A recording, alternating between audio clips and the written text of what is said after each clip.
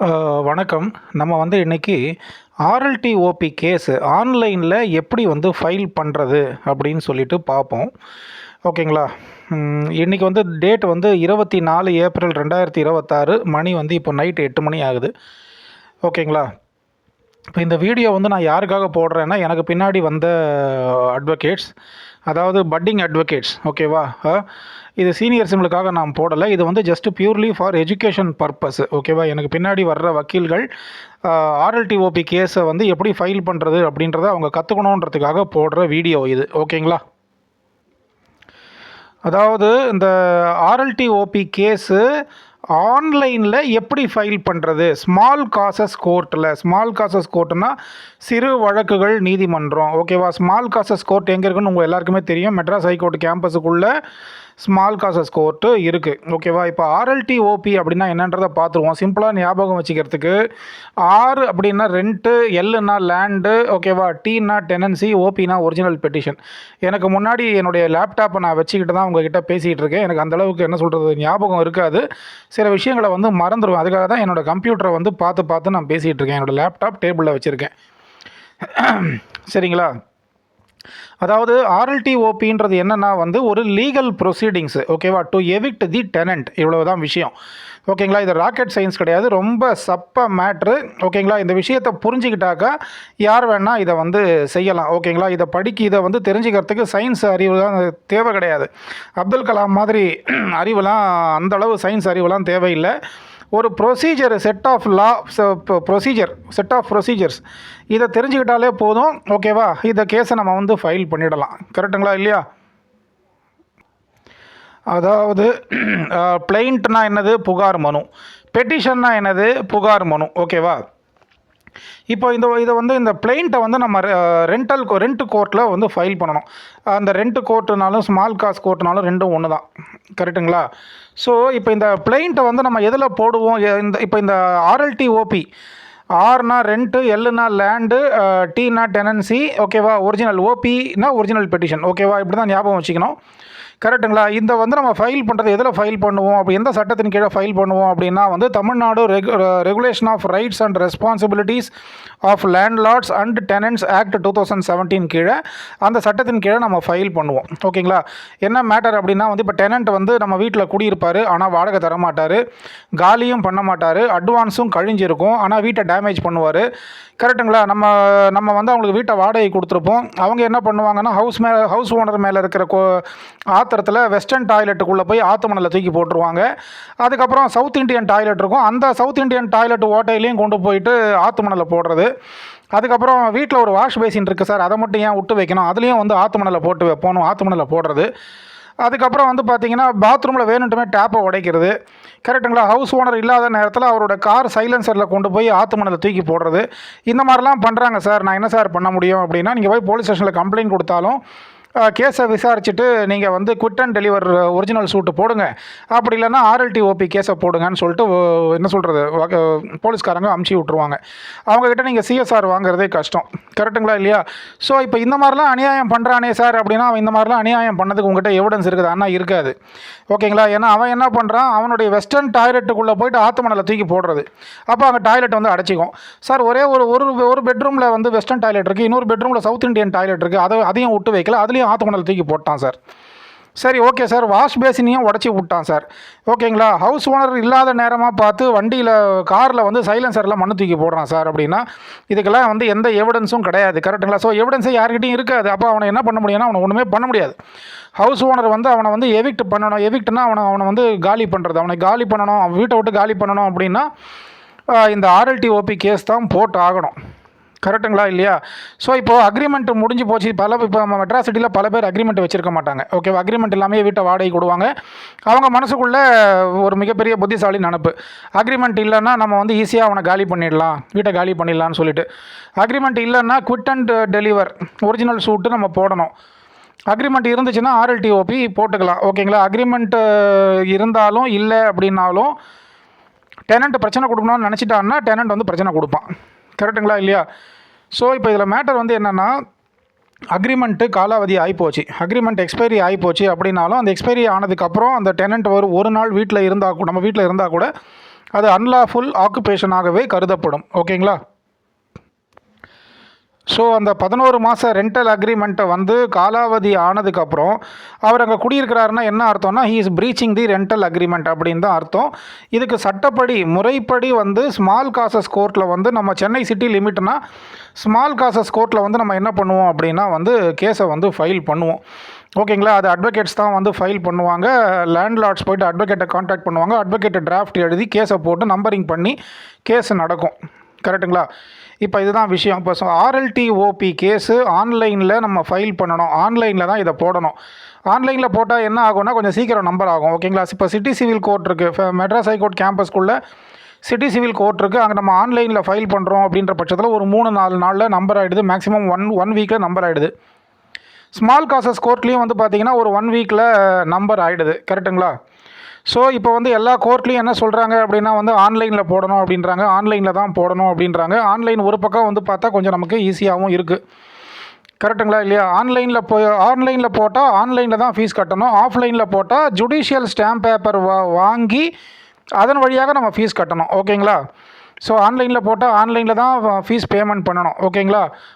ஆஃப்லைனில் போடுறோன்னா அப்போ நம்ம என்ன பண்ணுவோன்னா மெட்ராஸ் ஹைகோர்ட்டுக்கு அந்த மெட்ராஸ் ஹைகோர்ட் கேம்பஸ்லேயே நிறைய பேர் உட்காந்துருப்பாங்க. ஓகேங்களா? அந்த ஸ்டாம்ப் பேப்பர் வெண்டார்ஸு நம்ம அவங்கக்கிட்ட போய் ஜுடிஷியல் ஸ்டாம்ப் பேப்பர் வாங்கி அதில் காஸ்ட் ஐட்டெல்லாம் நம்ம எழுதி வந்து என்ன பண்ணுவோம், ஜுடிஷியல் ஸ்டாம்ப் பேப்பர் வழியாக நம்ம வந்து கோர்ட் ஃபீஸை கட்டுவோம். கரெக்டுங்களா? இதுதான் முறை. இப்போ வந்து பார்த்திங்கன்னா யாருமே வந்து ஆஃப்லைனில் ஃபைல் பண்ணுறது இல்லை. எல்லாருமே ஆன்லைனில் தான் வந்து ஃபைல் பண்ணுறாங்க. ஸோ வந்து ஆல்வேஸ் ப்ரிஃபர் ஆன்லைன் ஃபைலிங். ஓகேங்களா? ஸோ ஆன்லைன் ஃபைலிங்கை நம்ம அட்வொகேட்ஸ் நம்ம கற்றுக்கிட்டு தான் ஆகணும். ஓகேவா? ஆன்லைன் வந்து கொஞ்சம் ஈஸியாக தான் இருக்குது. ஒரு சில கோர்ட்டில் வந்து பார்த்திங்கன்னா சார் ஆன்லைனில் போடாதீங்க, ஆஃப்லைனில் போடுங்க அப்படின்னு சொல்லிட்டு பெஞ்சு கிளார்க்கு சொல்கிறாங்க அப்படின்னா நீங்கள் ஆஃப்லைனில் போடுங்க. ஓகேங்களா? இப்போ Chengalpattu court, Tiruvallur court, Ponneri, Madhavaram, Ambattur court இதெல்லாம் வந்து சபர்பன். ஓகேங்களா?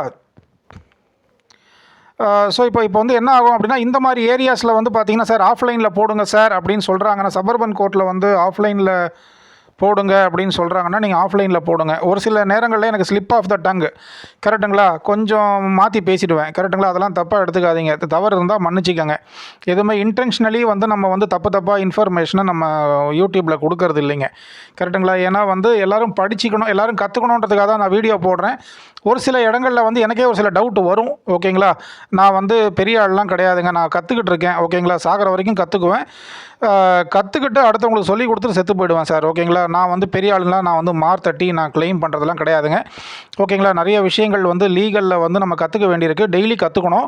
ஓகேங்களா?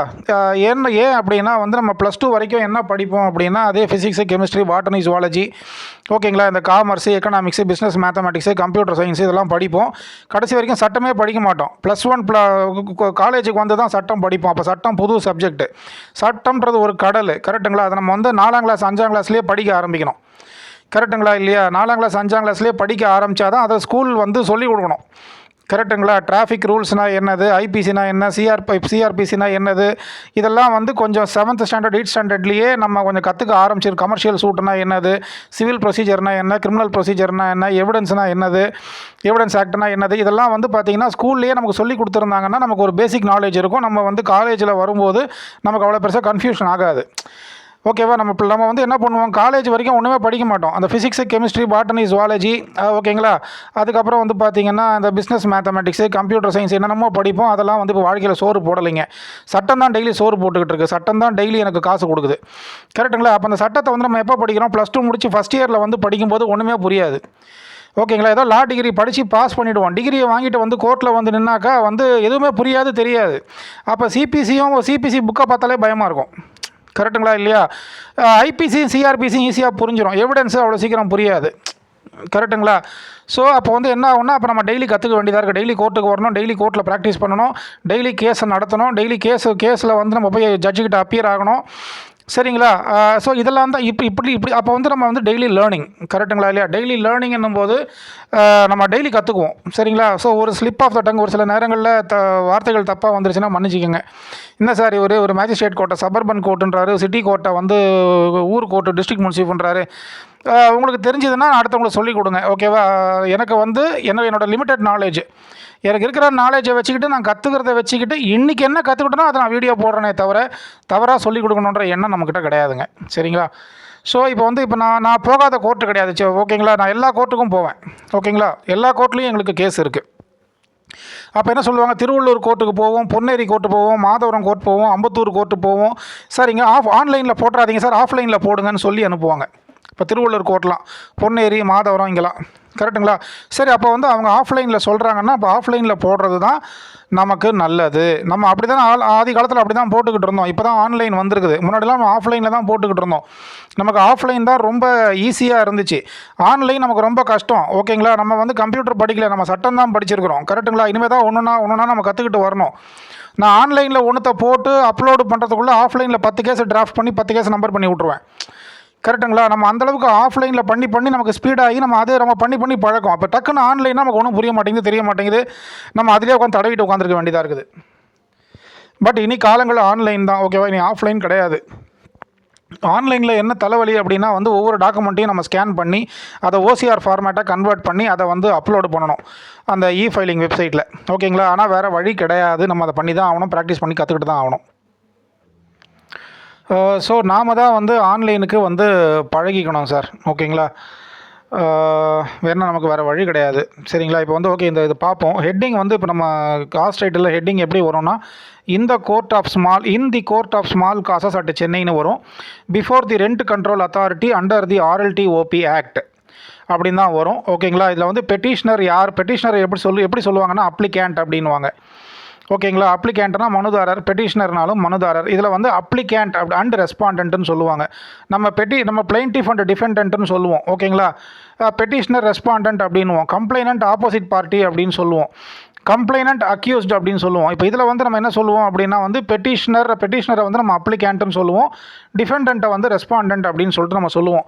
இப்போ மெயின் பிளைண்ட் இருக்குது பார்த்தீங்களா, புகார் மனு, அதை நம்ம எந்த செக்ஷனில் போடுவோம் அப்படின்னா section 21 subsection 2 small a under the RLTOP act 2017. ஓகேங்களா? RLTOP ஆக்ட் 2017 பேர் ஆக்ட் புக்கு உங்கள் எல்லாருக்கிட்டையும் இருக்கும்னு நினைக்கிறேன். இல்லைனா டவுன்லோட் பண்ணி வச்சுக்கோங்க. ஓகேங்களா? மெட்ராஸ் சிட்டியை பொறுத்த வரைக்கும் நமக்கு சின்ன பிரச்சனைகள் தான் வரும். அதில் தான் நம்ம சம்பாதிக்கணும். கரெக்டுங்களா? நான் வந்து இவனுக்கு 1 லட்ச ரூபா வட்டிக்கு விட்டேன், இவன் எனக்கு காசு தரல. சார் என் ஒய்ஃபுக்கும் எனக்கும் பிரச்சனை. ஓகேங்களா? அதுக்கப்புறம் என்னோடய டெனண்ட் என்னை காலி பண்ண மாட்டேங்கிறான். கரெக்டுங்களா? நான் வண்டி வாங்கினேன், வண்டி மேனுஃபேக்சரிங் டிஃபெக்ட்டு. ஓகேங்களா? அப்போ இதெல்லாம் இது கன்சியூமர் கேஸு. கரெக்டுங்களா? அப்போ இந்த மாதிரி consumer case, cheque bounce, family case, RLTOP, quit and deliver, இதெல்லாம் தான் வந்து சென்னை சிட்டியில் வந்து வர்ற கேசஸ். ஓகேவா? நம்ம இதில் வந்து ஃபிட்டாக இருக்கணும். கரெக்டுங்களா? இதுதான் மேட்டர். கரெக்டுங்களா? ஸோ அதனால் RLTOP லாவை வந்து என்ன பண்ணுங்கள், இதை உங்கள் கம்ப்யூட்டரில் ஃப்ரீ டவுன்லோட் பண்ணி வச்சுக்கோங்க. ஓகேங்களா? அந்த RLTOP ஆக்டில் வந்து செக்ஷன் 21 சப்செக்ஷன் 2 ஸ்மால் a. ஓகேவா? இது எந்த சட்டம்? RLTOP act 2017. ஸோ மெயின் பிளைண்ட்டை நீங்கள் எதில் போடுவீங்க அப்படின்னா அண்டர் செக்ஷன் 21 சப்செக்ஷன் 2 ஸ்மால் ஏல நீங்கள் போடுவீங்க. ஓகேங்களா? 1 செகண்ட். அந்த RLTOP ஆக்டை எடுத்து படித்து பாருங்கள். அந்த செக்ஷன் 21 வாங்க. செக்ஷன் 21 பார்த்தீங்கன்னா செக்ஷன் 21 சப்செக்ஷன் 2 பாருங்கள். அதில் வந்து A2 பாருங்கள். The rent court may on an application made to it in the manner as may be prescribedன்னு இருக்கும். ஓகேங்களா?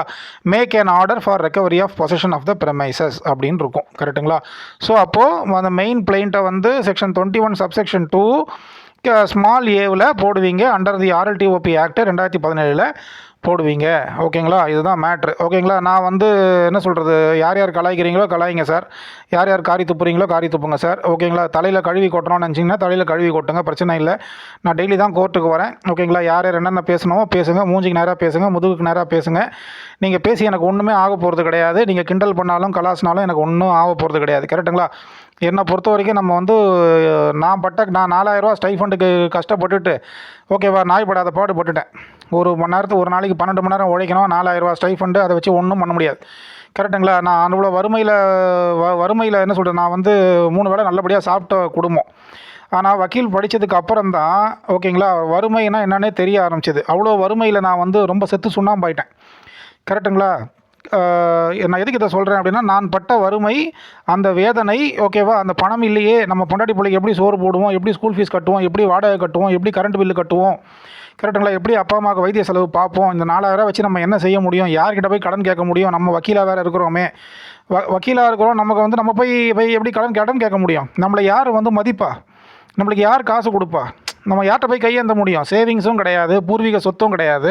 அப்போ நம்ம என்ன பண்ணுவோம், இந்த வக்கீல் தொழில் நம்பி வந்துட்டோம். கடைசியில் பார்த்தா இங்கே வந்தால் 4000 ஸ்டைஃபண்டுக்கு எத்தனை காலம் வேலை செய்கிறது, எத்தனை வருஷம் வேலை செய்கிறது, இப்படி எப்படி இதுக்கு என்ன தான் முடிவு, என்ன தான் வழி, கடவுளே நம்ம வந்து என்ன பண்ணுவோம், வானத்தை நோக்கி கை தூக்குவோம். அப்போ வந்து நமக்கு என்ன, அந்த வறுமையில் மனசு அழும், கண்ணில் தண்ணி வராது. கரெக்டுங்களா? ஸோ அந்த வறுமையை வந்து நான் பட்ட மாதிரி யாரும் அந்த வறுமையை வந்து அடையக்கூடாதுன்றதுக்காக தான் இந்த பாடத்தை நம்ம சொல்லிக் கொடுக்குறோம். ஏன்னா இதன் மூலமாக இதை வந்து ஒரு வக்கீல், ஜூனியர் வக்கீல் ஒருத்தன் தெரிஞ்சுக்கிட்டான் அப்படின்னா, அவன் போய் ஒரு கேஸ் அவனுக்கு கிடச்சிதுன்னா அந்த கேஸை வந்து அவன் வந்து அழகாக, இப்போ என்னோடய வீடியோவை பார்த்தாலே அவனுக்கு ஒரு கிளாரிட்டி கிடைக்கும், ஒரு ஐடியா கிடைக்கும். இதை வச்சு அவன் ஒரு கேஸ் அவனுக்கு கிடச்சிதுன்னா அவன் நம்பரிங் பண்ணி ஒரு 1000 2000 சம்பாதிப்பான்.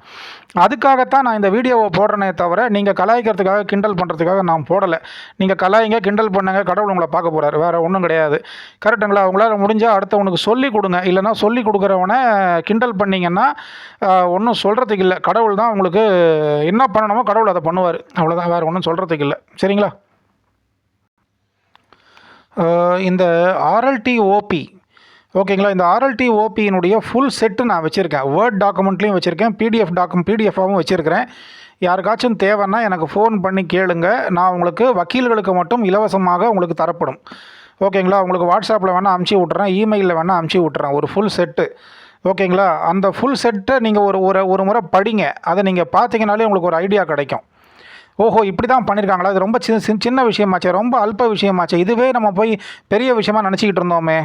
ஏன்னா நமக்கு எல்லாருக்கும் எல்லாமே தெரியாது. கரெக்டுங்களா இல்லையா? அப்படி இருக்கும் பொழுது நீங்கள் ஒரு செக் பவுன்ஸ் கேஸ் பார்ப்பீங்க, ஒரு ஃபேமிலி கேஸ் பார்த்துக்கிட்டு இருப்பீங்க, ஒரு ரெக்கவரி சூட் பார்த்துட்டு இருப்பீங்க.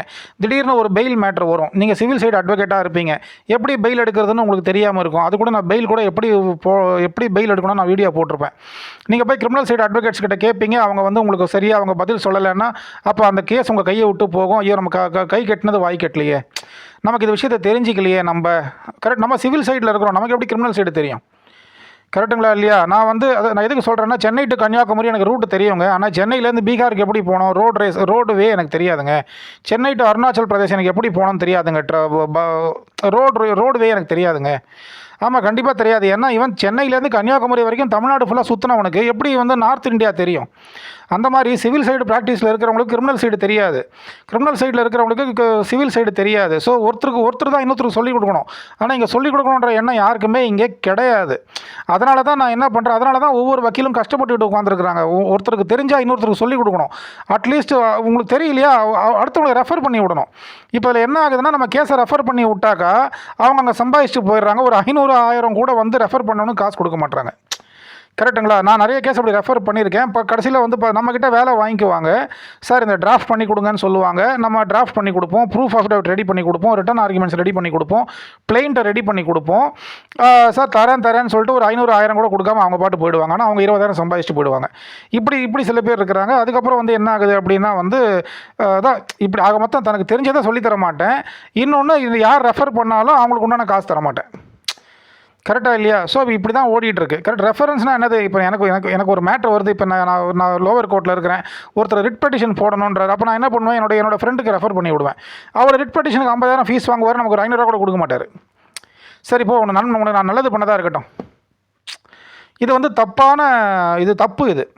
கரெக்டுங்களா? அதனால் வந்து நம்முடைய தாழ்விலே நம்மை நினைத்தவரை துதியுங்கள்னு ஆண்டவர் பைபிளில் சொல்கிற மாதிரி, நம்ம கஷ்டப்பட்ட காலத்தில் நமக்கு ஒருத்தன் புரியுதுங்களா? ஏன்னா இது வந்து ரொம்ப வறுமை இருக்கிற ஃபீல்டு இது. ஓகேவா? ஃபஸ்ட்டு ஒரு 10 வருஷம், ஃபஸ்ட்டு ஒரு 5 வருஷம் ஒன்றும் கிடைக்காது. அதுக்கப்புறம் தான் வந்து கொஞ்சம் கொஞ்சமாக கிடைக்க ஆரம்பிக்கும். 10 வருஷம் நம்ம இந்த ஃபீல்டில் இருந்துட்டோம்னா நம்ம கிங்கு. ஆனால் அந்த 10 வருஷத்துக்குள்ளே நம்ம உயிர் வரும். தினைக்கும் வறுமை. கரெக்டுங்களா இல்லையா? அப்படி இருக்கும்போது நம்ம வறுமையில் இருக்கும்போது நம்ம அடுத்தவனுக்கு சொல்லிக் கொடுக்கணும். கரெக்டாக? நம்ம வறுமையில் இருக்கும்போது நமக்கு ஒரு விஷயம் தெரியலையா, தெரிஞ்சவனுக்கு நம்ம அதை ரெஃபர் பண்ணி விடணும். அவங்க நம்ம ரெஃபர் பண்ணதுனால தான் அவனுக்கு ஒரு 1000 ரூபா சம்பாதிக்கிறான். அதில் ஒரு 50 ரூபாய் அவனுக்கு கொடு. அதெல்லாம் முடியாதுங்கன்னு சொல்லிட்டு நன்றி கெட்டு போனாக்கா கடவுள் தான் தீர்ப்பளிக்கணும். வேறு ஒன்றும் சொல்கிறது கிடையாது, வேறு ஒன்றும் சொல்கிறதுக்கு இல்லை. கரெக்டுங்களா? சரி, ஓகே. நெக்ஸ்ட் வீடியோவில் பார்க்கலாம். ரொம்ப நேரம் ஆகிடுச்சு. நெக்ஸ்ட் வீடியோவில் பார்க்கலாம். Thank you, by.